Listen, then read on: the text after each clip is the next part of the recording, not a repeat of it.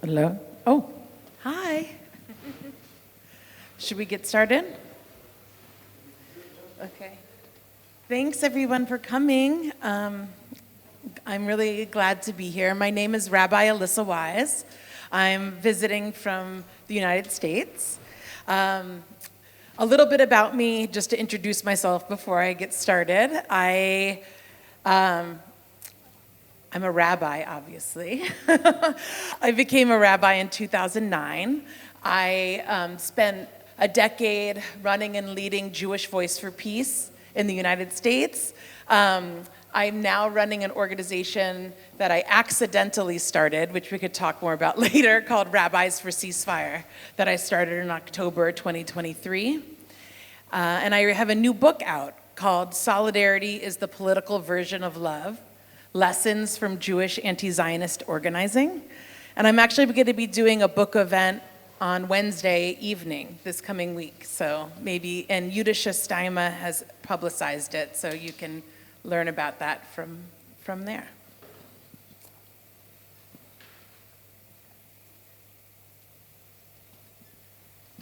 I'm going to speak for about 30 minutes, and then we're going to have 30 minutes for discussion and questions. So be thinking what you want to talk about while I'm talking. So I currently live in Philadelphia in the United States, but I grew up in Cincinnati, Ohio. My family came to Ohio during the First World War from Palestine. They came to Palestine in 1809 from Vilna, and I don't know where they came from before that. Growing up, my family were kosher food distributors, and that meant we had special relationships with the other kosher-keeping Jews in Cincinnati. There was an informal bartering system for goods and services. My parents were on the board of the Jewish Day School where I went, and the local Jewish Federation, and were very active in our synagogue. Until I insisted on playing soccer in the community, my world was really made up almost exclusively of Jews. I was very much in Ohio, and as I reflect on it, I was also in a totally other place, where the calendar began in the month of Tishrei, not January, where it wasn't Saturday, it was Shabbat. I lived a thriving Jewish life in Ohio, not perfect, of course, but I came out intact and vibrant. I had experiences of anti-Semitism growing up, but I also felt at home there. Kabbalistic scholar Jesse Noiley has said the experience of living in diaspora necessitates a negotiation between experiences of alienation and place. And that was entirely my experience. I still choose to live my life as my bubby taught me. I feel in her lineage of building Jewish community. To this day, I've never knowingly eaten pork or shellfish. I don't mix meat and milk. I don't spend money or use my phone on Shabbat. I'm still a religious Jew. I mention all of this because if you were to ask the leader, as you probably know, of any establishment Jewish organizations, they would likely tell you that I'm a self-hating Jew, not really Jewish or worse. That's because I embrace diaspora and reject Zionism. No amount of Jewish bona fides one collects, and I'm pretty sure I have them all. Rejecting Israel negates all of them. My allegiance to halakha, Jewish religious law, or how I'm learned in Talmud or Torah. I pray using the same words that my ancestors did, words that do include longings for Zion and Jerusalem, which are replete in the book of Psalms.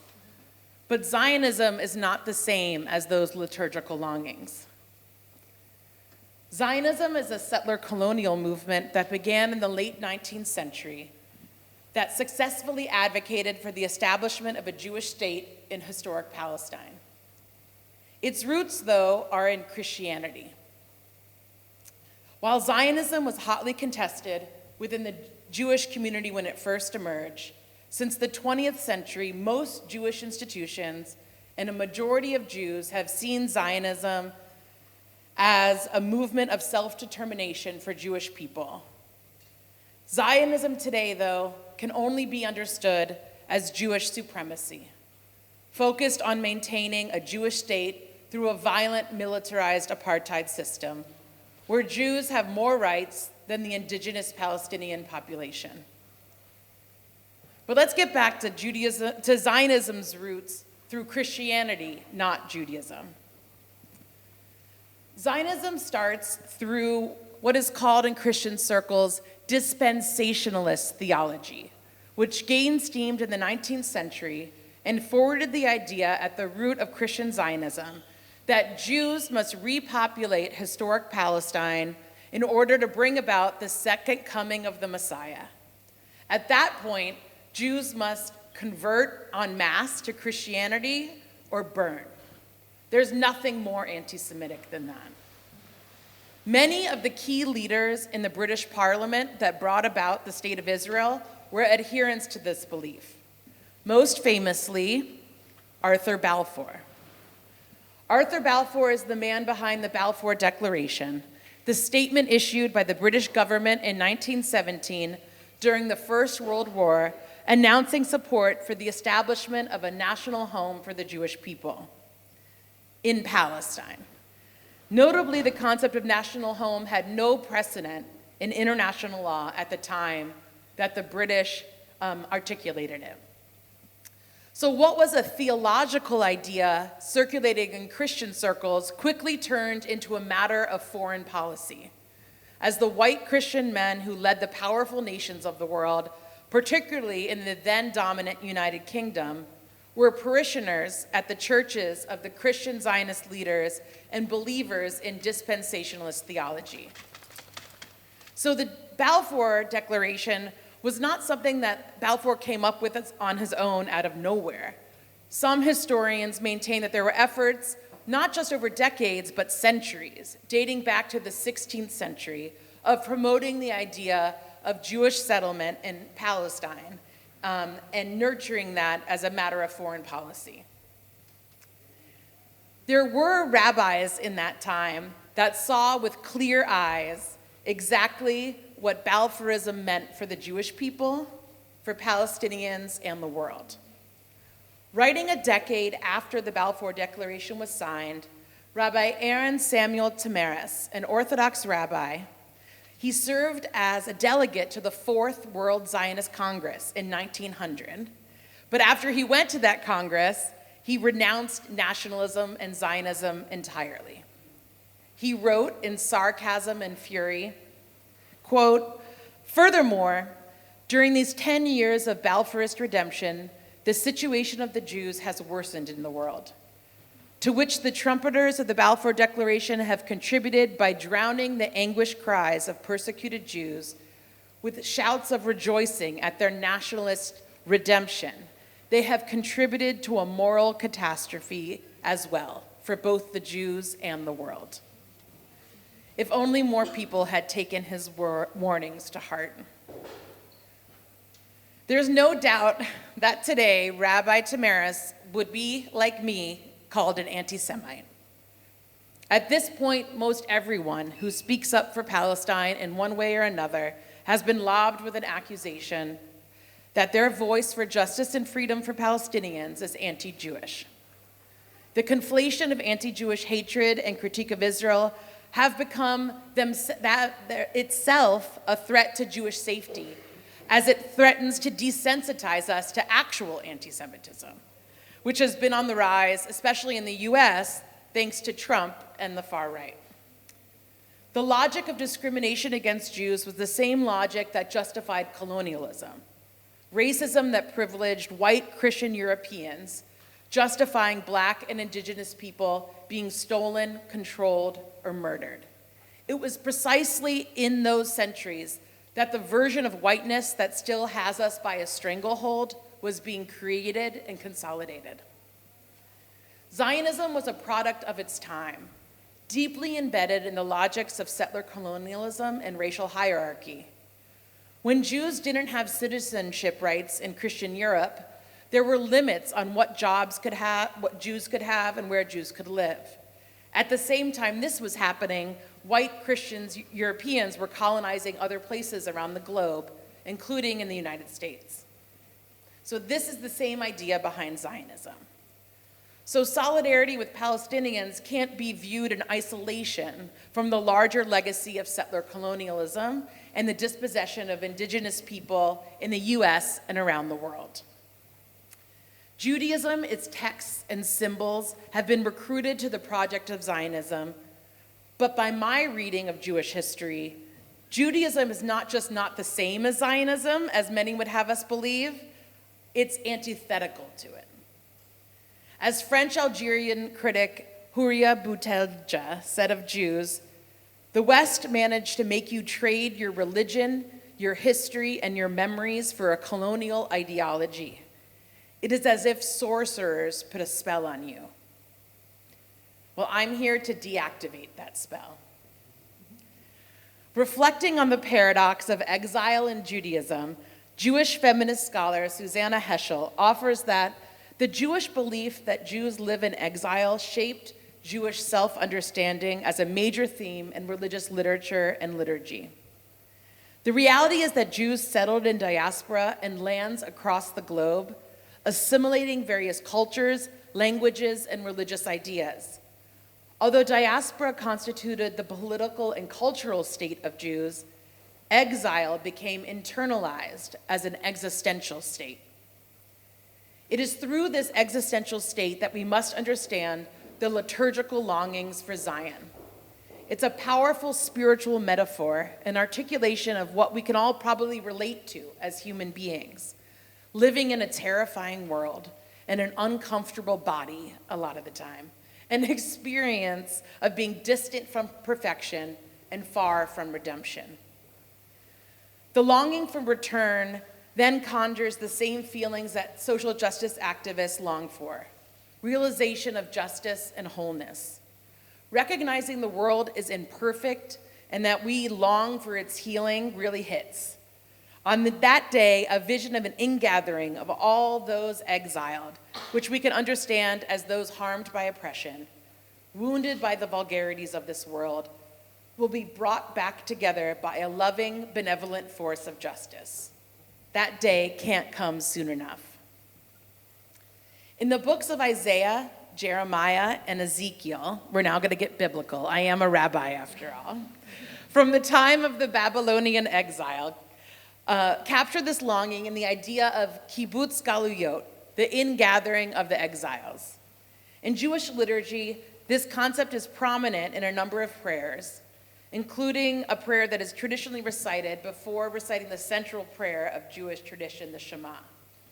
The prayer ends, "May we be glad, rejoicing in your saving power, and may you reunite our people from all corners of the earth, leading us proudly to our land."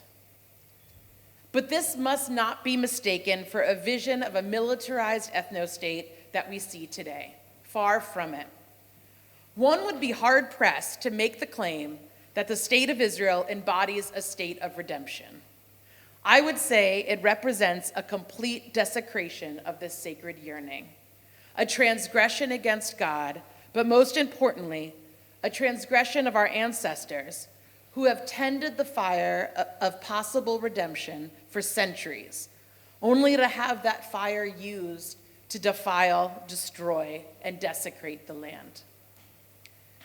Judaism, as we know and practice it, is a tradition that evolved out of Israelite religion after the destruction of the Second Temple. Though there was never a formal edict of exile for Israelites, and many continued to live in historic Palestine, it was in diaspora, in Babylonia and beyond, that Judaism was born. In diaspora, exilic trauma was imagined and expressed in Psalm 137. By the waters of Babylon, there we sat down and wept when we remembered Zion. But what emerged from Babylon is Judaism, a robust and beautiful religious and cultural tradition. I'm inspired by the resiliency of my ancestors to transform their grief and longing into a spiritual framework still thriving thousands of years later that speaks powerfully to the paradoxes of existence. When I say Judaism emerged from Babylon, what I mean is that the core of Jewish practice today is based out of the Babylonian Talmud, a collection of Jewish law and commentaries, and creative explorations of it are the basis of Jewish religious practice today. The Talmud was compiled between the 3rd and 8th centuries in Babylonia, present-day Iraq. The rabbis of the Talmud codified practices for exile, for separation from the Holy Temple in Jerusalem, instituted prayer in place of sacrifice, and mounted an entire system of domestic, communal, theological, and cultural life that we now call Judaism. As I said, Babylon brought us Judaism. That is to say, diaspora brought us Judaism. Melanie K. Kantrowitz, Jewish feminist writer and activist of blessed memory, defined diaspora anew for us in her book, The Color of Jews. She writes, diaspora of Greek origin has had a Jewish life. Galut in Hebrew and Ladino, Golos in Yiddish, both mean exile. But centuries of migration for many mean many live in diaspora, and not always, Jew or not, experiencing diaspora as exile. Diaspora in the early 21st century emerges in post-colonial and postmodern discourse as a dynamic concept to name the experience of many peoples. The African diaspora, the Chinese diaspora, the South Asian diaspora, and of course, the Palestinian diaspora. Diasporism then embraces diaspora, offers a place we might to join with others who value this history of dispersion. Others who stand in opposition to nationalism and the nation state, who choose instead to value border crossing as envisioned by the late Gloria Anzaldúa in her work about mestiza consciousness. Diasporism joins those who see borders as lines to cross, who seek the memory or possibility or value of motion, fluidity, and multiple vision. Embracing and regrounding in diaspora is a political imperative for us today. It provides a substantive, and I would argue, original, philosophical, cultural, and emotional foundation for Jewish life pre-colonialism. Given the centrality Zionism plays in Jewish communal life today, it is essential, strategically speaking, that there is something on the other side to re-scaffold Jewish life through embrace of diaspora. With the founding of the State of Israel, diaspora would need to be fully negated, and this included Babylon. In the early 1950s, as part of an operation known as Operation Ezra and Nehemiah, invoking the prophets associated with the biblical return to Jerusalem and the rebuilding of the temple, Israel coordinated the mass exodus of 120,000 Jews from Iraq. This was for many Iraqi Jews, a painfully complex experience, an ongoing multi-generational trauma, which engendered an ambivalent sense of belonging for dislocated Middle Eastern Jews.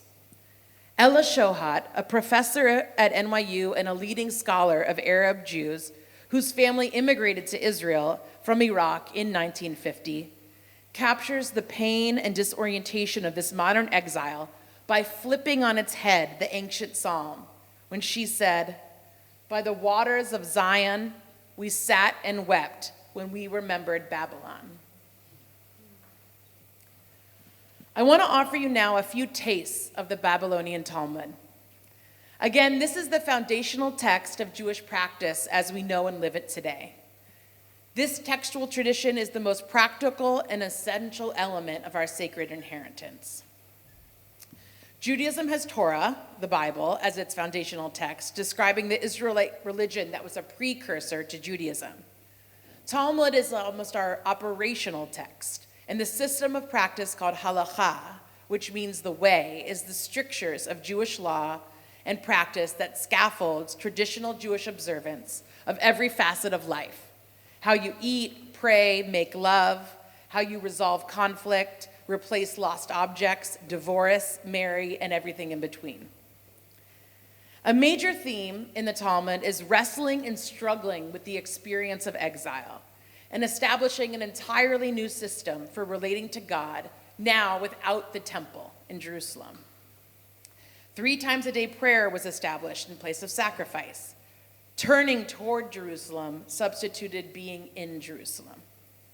But the rabbis of the Talmud never longed to return to historic Palestine and dominate it.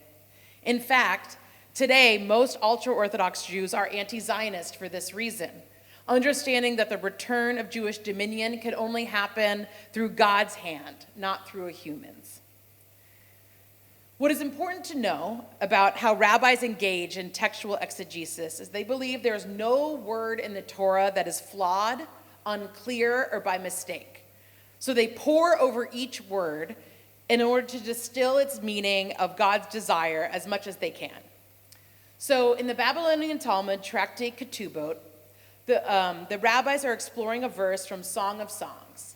The verse reads, "I adjure you, O daughters of Jerusalem, by the gazelles and by the hens of the field, that you awaken or stir up love until it pleases you." A typical rabbinic discussion unfolds with various rabbinic voices, sometimes across generations, which is a very cool feature of the Talmud, in my opinion. So in this discussion, they are exploring what is meant when the verse says, "not awaken or stir up love." So to put a finer point, the fact that it says awaken or stir up, they have a problem with that, because why would they need to repeat that phrase? Why did God need to repeat that phrase twice? Why couldn't you just say awaken or stir up? So for them, that's like a whole mine of meaning to be made. So Rabbi Yehuda, who lived in the 2nd century, derived from the verse that no act of redemption should be performed until a time arrives when it pleases God to bring about that redemption. And then Rabbi Zera, who was in the 4th century, maintains that the oath mentioned in that verse means that Jews should not ascend to Israel as a wall, right? So the phrase is as a wall. Then Rashi, who is a commentator who's now in the medieval period, right? So now we've spanned like hundreds of years. He comments, what does it mean as a wall? They should not come, he writes, Yachad beyad chazakah, which means should not come with a mighty hand. They should not come by force. So the rabbis, multiple generations into life outside of Eretz Yisrael, the land of Israel, or historic Palestine, are not pining or plotting to return to it as the Zionists did.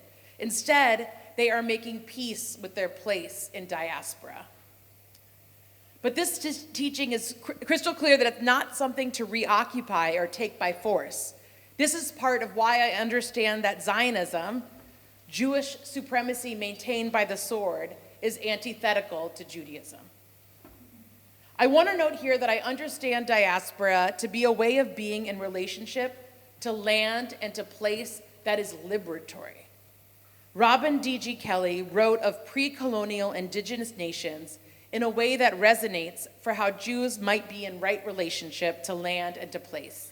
He wrote, "They were nations without states, governed by a culture that emphasized hospitality, care, grace, mercy, and deep listening, deep reciprocity, sharing, and a commitment to wellness, intimacy, joy, and love.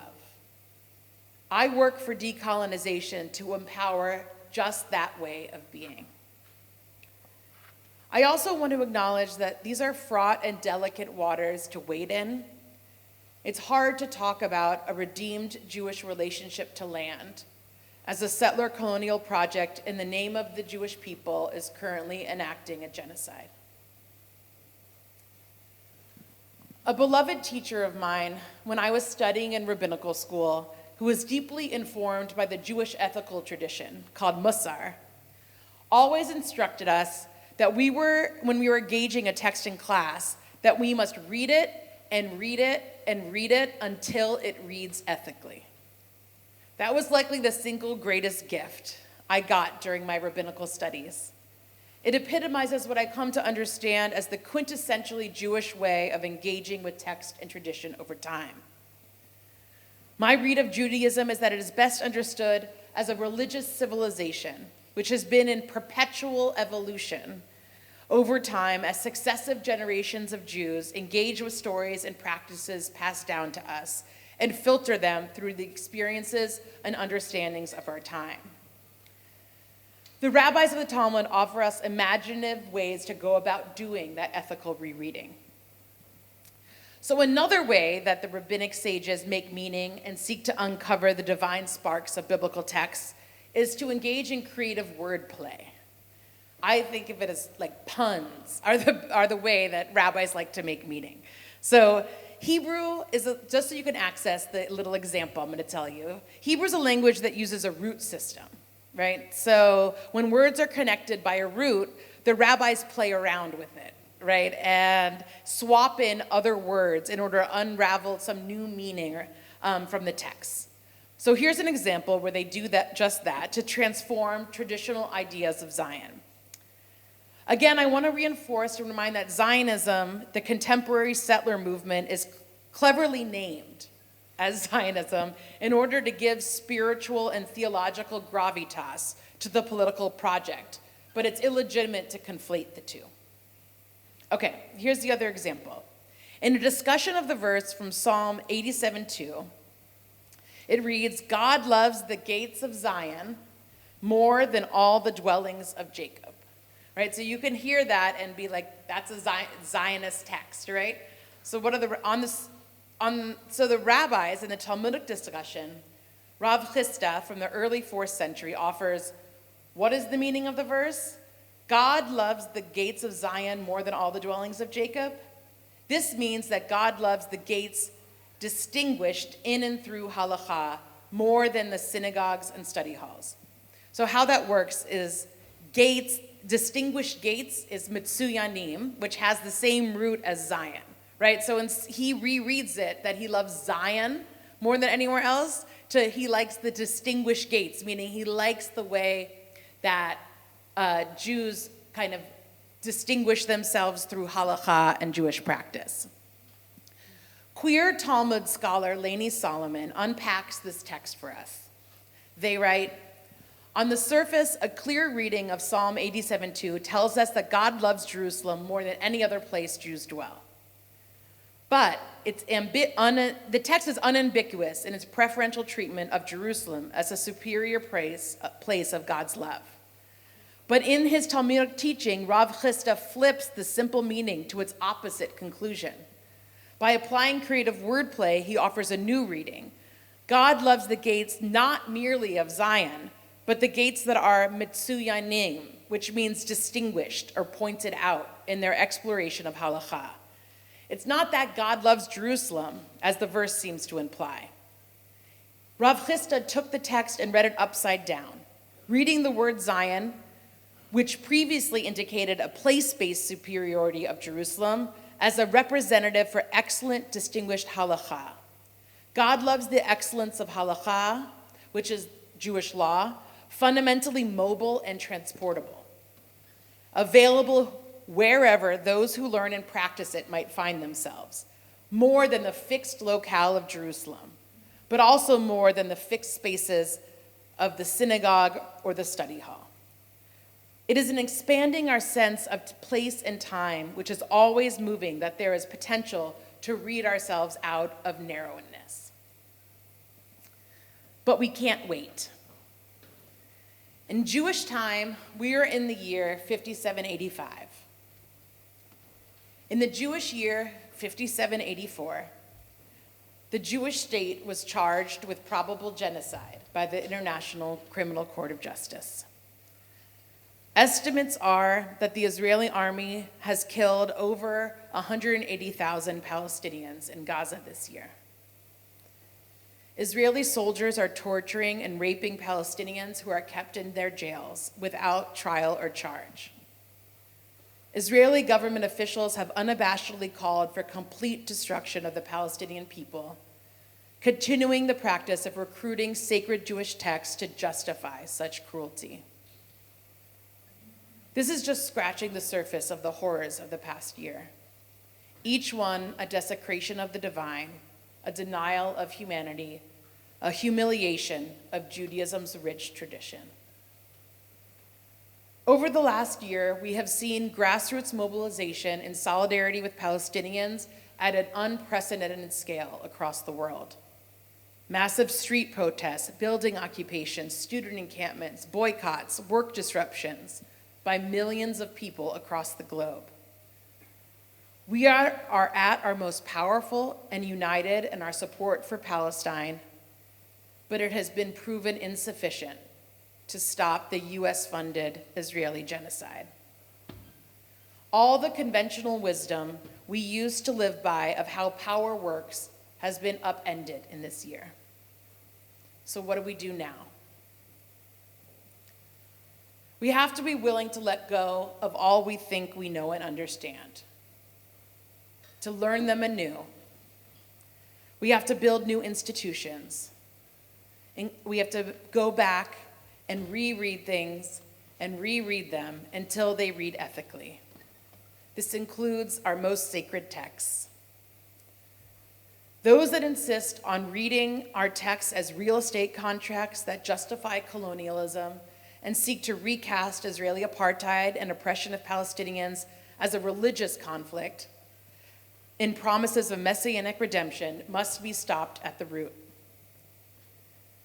The way that I am choosing to engage with Jewish tradition is to mine it for imperatives to solidarity and mutual aid, to nourishing where we live, not dominating it, to live interdependently with our neighbors, to choose collective liberation in which we fight for all people and no one is left behind. I want to celebrate and learn from the fact that Jewish life has historically taken root, adapted, and blossomed in many lands throughout the world. As an heir of a centuries-old tradition rooted in resilient community building and creative, complex relationships with a myriad of surrounding cultures. From these roots, we can choose to grow branches and plant seeds of thriving Jewish life and peoplehood, commitment to deep solidarity, animated by a diversity of religious, spiritual, secular, and cultural projects, communities, theologies, and expressions, linked by a vision of diasporist Jewish life that values every single life as precious, sacred, and deserving of protection. Each community needs to figure out for themselves how to be part of this rereading and reworking.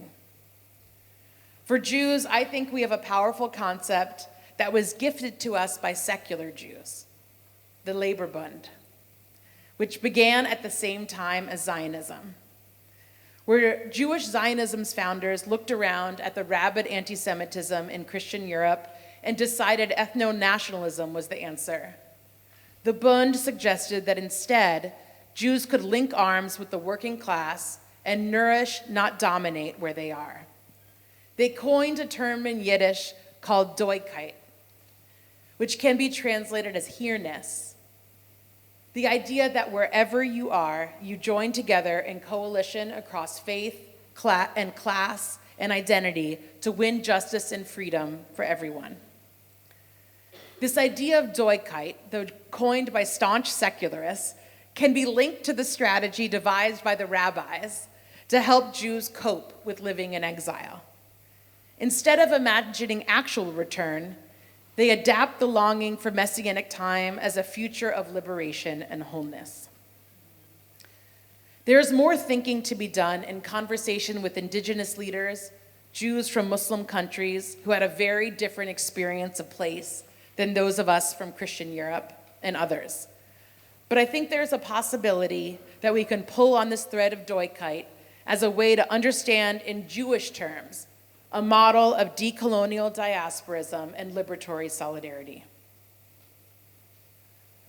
What I've learned over my years is that solidarity is full of contradictions. Being rejected from Jewish communities we grew up in, but also through the force of will, making it possible to build new communities that match our values and vision of a Judaism beyond Zionism. It meant finding a community as Jewish anti-Zionists because of the brutality Palestinians face. It's about organizing toward an end of forced exile for Palestinians, even as we embrace diaspora for ourselves. By the waters of Babylon, we sat down and wept. And from and through that grief, we've been challenged to find and make home wherever we are. With the establishment of the State of Israel, Jewish people were given more political power than in any moment before in Jewish history. And they're using that to completely destroy Palestinian life. This is the crisis in the Jewish community right now. Though maybe odd at a socialist conference, I'd love to close by giving you all a blessing.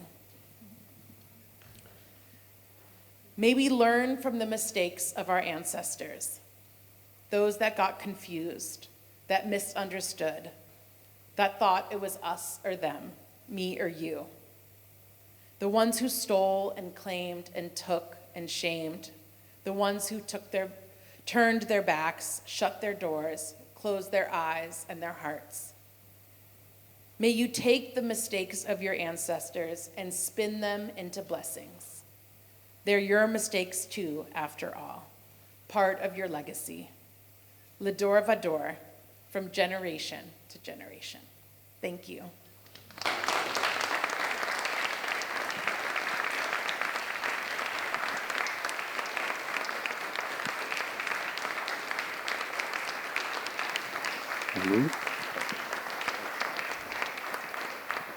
Thank you so much. I'd love to hear comments and questions and engage with you all on the topics that I introduced. Exactly. If anyone wants to come forward, we can only bring it to about here, and we'll collect a few, I guess, if you have something to take notes. And Yeah. So yeah, if anyone would like to come up, you're welcome. I can't bring it to you, unfortunately. It's on the table.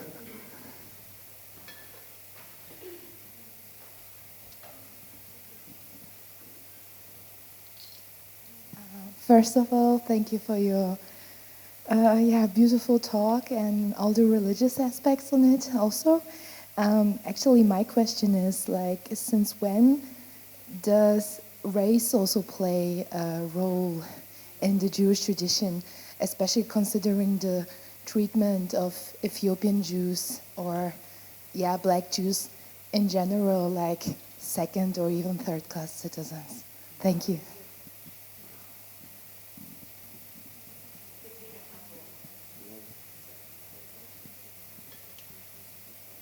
Anybody else?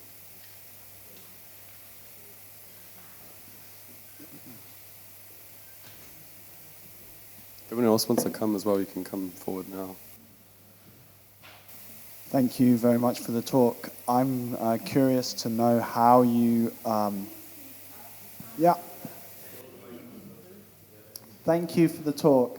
I'm curious to ask you how you see your work in dialogue with other decolonizing reinterpretations of religious texts from other traditions, like Leila Bakhtiar's translation of the Quran and other work that might be going on in the religious studies fields elsewhere. Thank you so much.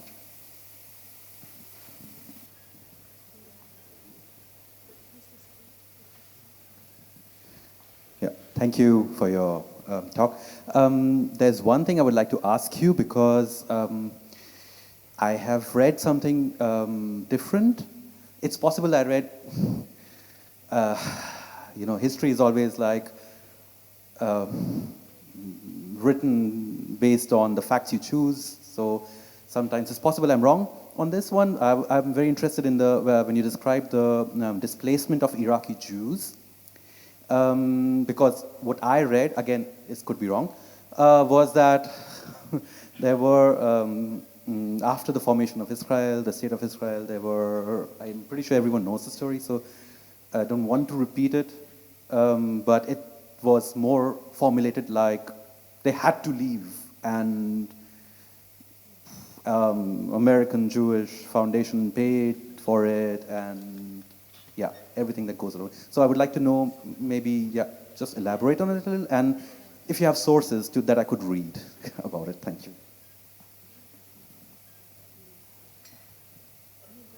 More?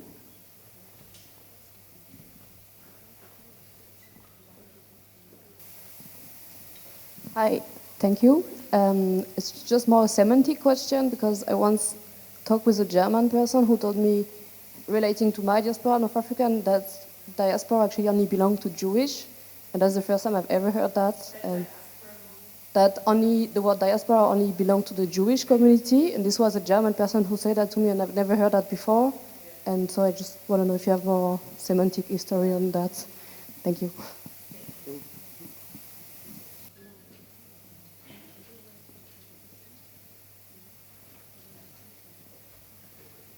Yeah, thank you very much for this ever so enlightening and interesting talk. I liked your distinction between exile and diaspora, which I'm stressing myself as well. I wondered why you started with the diaspora to Babylon after the destruction of the first temple, because Abraham himself, who was the founder of Judaism, and Isaac, and the most prominent story about Joseph and his brothers, I mean, Jews were always migrating as the migrants do today when they needed to find a place to eat and to have enough to eat and drink.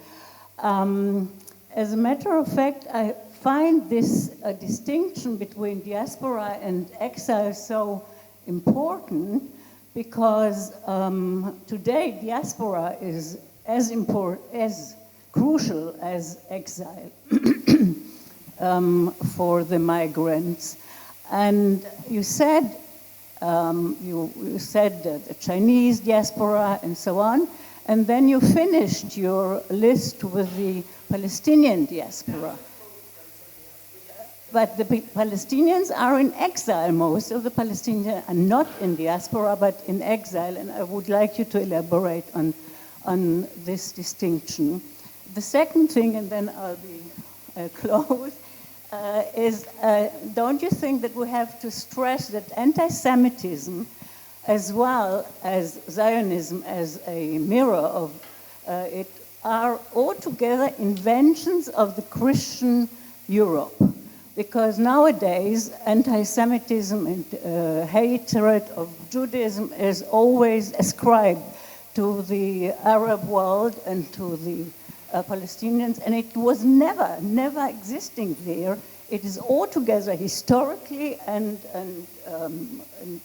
psychologically an invention of the Christian Europe, and the Zionism is just the mirroring of it. Thank you.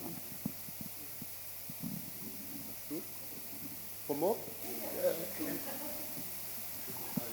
Yeah. Thank you very much for your talk.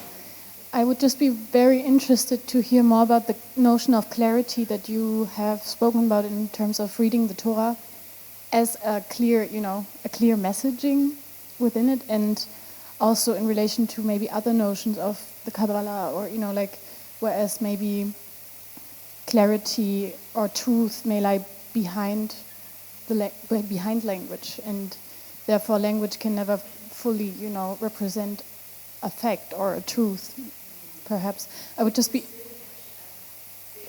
The question is, maybe I would just be interested in hearing about this dynamic or these two notions that I know of, or maybe you know differently about it, probably.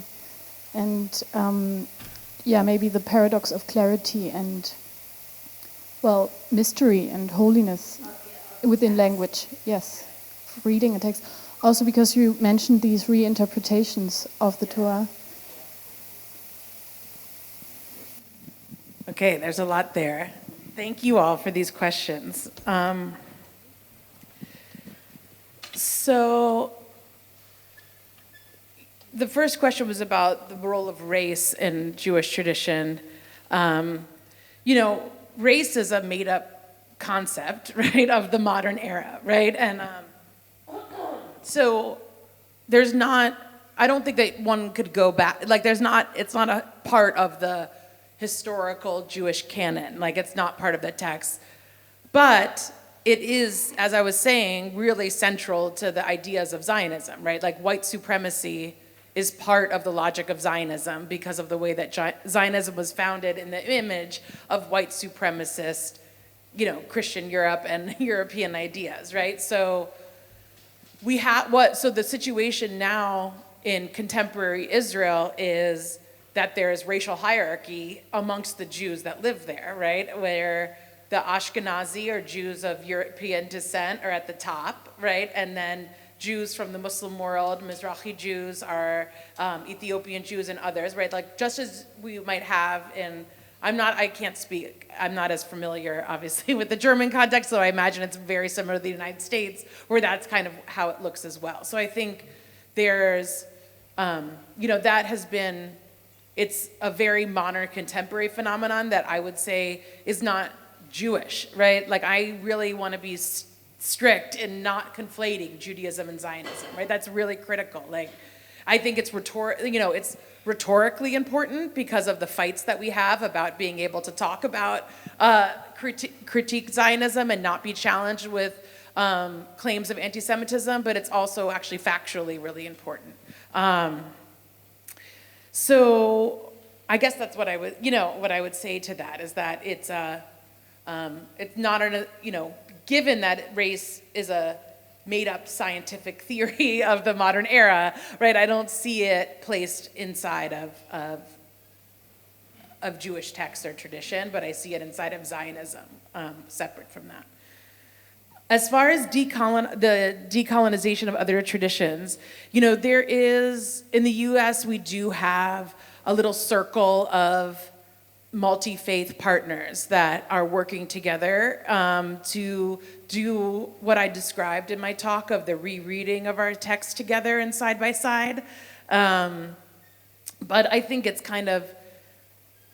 not sophisticated. It's kind of incomplete, because largely we've been doing it inside of our multi-faith coalitions that we're organizing, right? And so it's like more, I would say that my experience of it has been more at the surface level, where we use it for talks or, speeches at rally. Like, it's not a deep discussion. I'm not sure if your question was about, like, references, but I mean, I guess just to say, we do that, for those of us in the multi-faith coalitions, we all are bringing a decolonial lens, right, to the ways that we read in our texts, and kind of the expectation is that all of us are doing that and are kind of challenging each other and pushing each other to do that. There was a question around the displacement of Iraqi Jews. So I can't remember. What was, so what I meant, what I described was in line with what you were saying, right? That there was, Ella Shohat, who I quoted there, is kind of the leading scholar on the period. She has a really influential essay, if you haven't read, I highly recommend, called Zionism from the Standpoint of Its Jewish Victims, where she describes the ways that, there were strategies, right, to disrupt Jewish communities inside of the Arab world that weren't indigenous to those communities, right? Like, a lot of the there were strategies to, for example, translate the protocols of the Elders of Zion, for example, into Arabic and proliferate. It was like an actual strategy in order, because they needed bodies as part of their new state. And this happened in multiple Arab countries, right? It happened in Iraq, in Morocco, and other places that's, it's a settler colonial project, so you see some of those same ideas. So the kind of claim, there's a famous film, or a influential film called Forget Baghdad, is another documentary I recommend. The dog likes it. He's like, oh yeah, I've seen that one. Forget Baghdad is kind of chronicles exactly kind of what took place, where they, the claim, which is disputed, but the claim is that there was an op by I can't remember the timing, so it must have been the kind of precursor to the Israeli government, the Mossad, that kind of planted bombs in synagogues in Baghdad in order to create this sense of fear of anti-Semitism and anti-Jewish hatred there, which would then foment people's eagerness to leave and find safety in Palestine and then Israel. It was what? Right. Yeah. Listen, there's Jews still in places all over the world, right? And yeah. So I think one question was about diaspora belonging to the Jewish community, and I think, look, there's a lot of words that the Jewish community likes to claim only belongs to them, right? Like the word genocide. I mean, that's like a contemporary, real debate right now, right? Of like, are there other genocides that we can refer to other than the Nazi Holocaust? Diaspora. I think the claim is that the original usage of the word was used in reference to Jews, right? And so it's not that Jews own it. It's that when you have your first reference of the word diaspora, it was describing Jewish experience. That doesn't mean, and part of what that quote I was reading from Melanie K. Kantrowitz, and of blessed memory, I really recommend that book, The Color of Jews, that she wrote, because kind of what she's saying is that even if the first kind of example of diaspora that historians point to is that of Jewish experience, it's then been used to, because of the way colonialism works and imperialism and displacement, it's then used to reference other communities' experience. So I think it's ridiculous to claim that one community has a monopoly on a word, or a culture, a social experience, a political experience that then obviously other communities then have over time. This question about why not start with the Torah?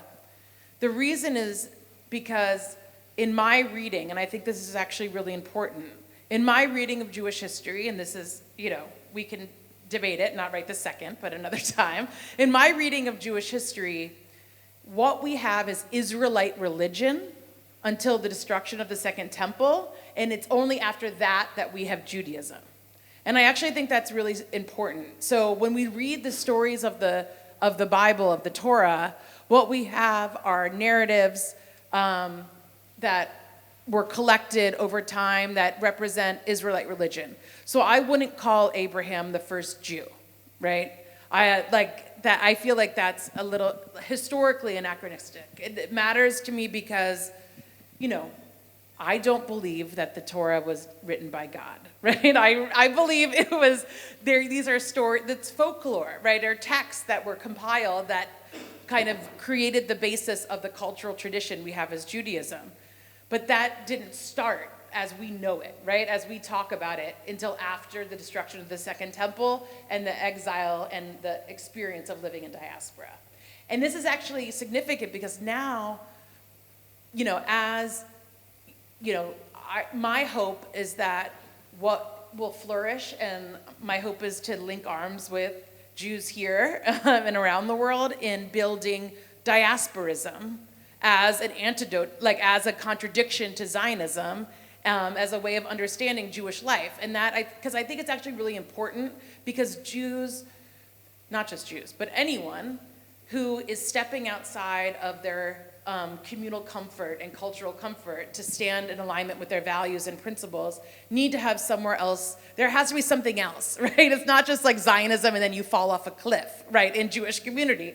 Diasporism, I think, is a really viable and important concept for us to embrace that is in contradiction to Zionism, but also is culturally vibrant and actually can bring us in better relationships. So I think because of that, so you have now in Israel, you have right-wing settlers kind of going back. They're becoming what they're calling Bronze Age Jews, where because they understand the way that diaspora and that idea is so central inside of Judaism. Like they can't deny it because it's so textually foundational. They want to go back and be Jews from before the destruction of the temple. They want to so they're trying to mount a whole other kind of way of living Jewish life that starts before the destruction of the temple. So that's actually a place of cultural and theological and spiritual contention. And so I think, I think I'm just looking at my, so anti-Semitism and Zionism. I think the question there was that they were both of a creation of Christian Europe, which is true. Yes, I mean, that's definitely my read as well. And I think that I think the thing that we have to, the debates, I assume that there's a lot of parallels between how the anti-Semitism debates play out in the US as they do here, though I know that there's significant differences as well. But I think that, part of what happens in the US, I don't know if you guys ever have this here where people say, but everybody's a Semite, right? Not all Arabs are also Semites, so how could it be anti-Semitism? I think that there's a piece there that's important to name which is in that question, which is that anti-Semitism was developed in relationship to talking about Jews, right? It was in reference to kind of Jews specifically. And so one of the things that I'll just mention that has started to become important is to take the hyphen out of it. So when you write anti-Semitism, I don't know how it's written in German, but in English, people typically write with a hyphen. And so we've started taking the hyphen out of it and making it one word because it's not anti-Semites. It's anti-Semitism, which is just the word that is used to describe anti-Jewish hatred and discrimination, right? Or a hatred of Jews as Jews. So the last question, if I understood it correctly about the clarity and mystery of the text, I guess the thing that I would say is that it's all mystery, right?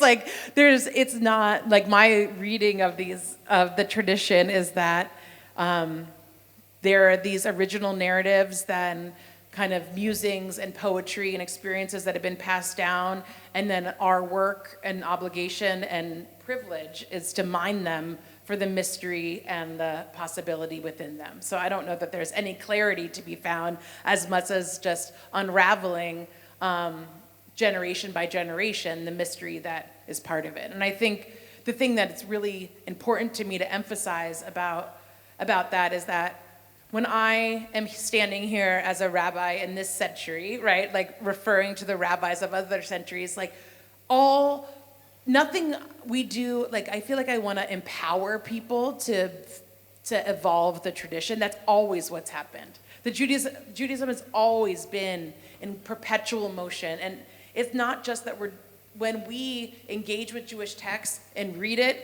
in order to support our work for liberation for Palestine, that we're doing what Jews have done since Judaism has started. And so it's not just that we're not doing something wrong, we're doing something that's just an inherent part of Judaism and Jewish life. And I think what is really important now, to me, at least where I am in the US, is that we do it in relationship with other people, right? I think one of the precious things of living in diaspora and making the most of it is the Jewish future that I'm trying to build in the US is one that is in relationship across faith, across race, across identity, and then that's going to build a more liberatory future for all of us and for Jews in particular. So I look forward to linking arms with all of you in that. Thank you all so much.